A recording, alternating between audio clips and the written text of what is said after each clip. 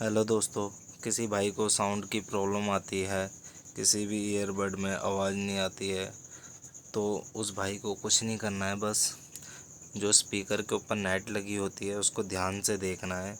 इसको क्या करना है, इसके ऊपर वैक्स जम जाता है, इसे हटा देना है। ऐसा ही सेम प्रोसेस दूसरे वाले में भी करना है, उसके ऊपर से भी नेट हटा देना है। उससे क्या होगा, आपका साउंड क्वालिटी जो होगी वो बढ़ जाएगी, पहले ऐसी हो जाएगी। ये दोस्तों 100% ट्रिक काम करती है। मैंने और प्रोडक्ट में भी करके देखा, मुझे 100% सलूशन मिला है।